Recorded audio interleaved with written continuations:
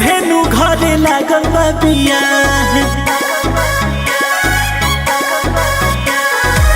पिया जी बाटे एगो दिलवा के चाह, जुटी सभेनु घरे लागल बा बियाह। जवन मांगतनी उले आई त हमका, हाँ जवन मांगतनी उले आई त हमका। ए राजा हमारा के चाही तीन तनिया झुमका, तीन तनिया झुमका। पहिरी देवर जी के शादी में मारब ठुमका, पहिरी देवर जी के शादी में मारब ठुमका।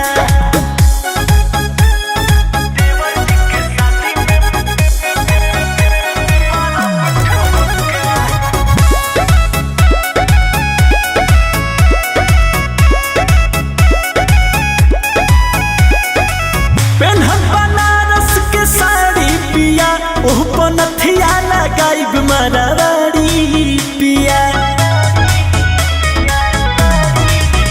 हाँ हाँ पेन्हब बनारस के साड़ी पिया, ओह पनथिया लगाइब मरारी पिया।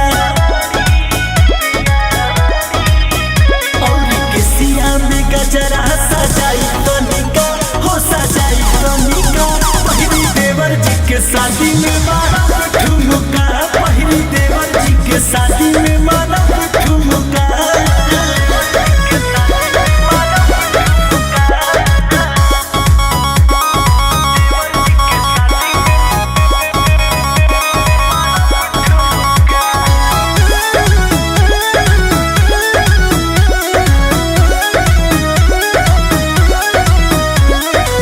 करके सिंगार जब आइब पिया, देखिया महफिल में गरदा उड़ाइब पिया।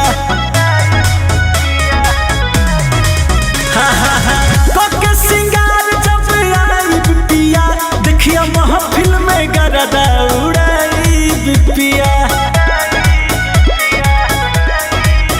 बोसे राजा संगे मजा लेंगे नागिन धुन का, हाँ जी नागिन धुन का।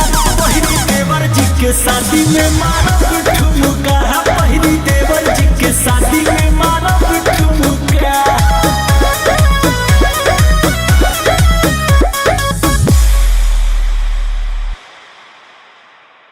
हाँ जवन मांगतनी उले आई त हमका।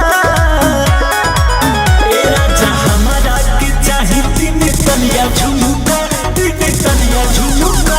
पहिरी देवर जी के शादी में मारब ठुमका,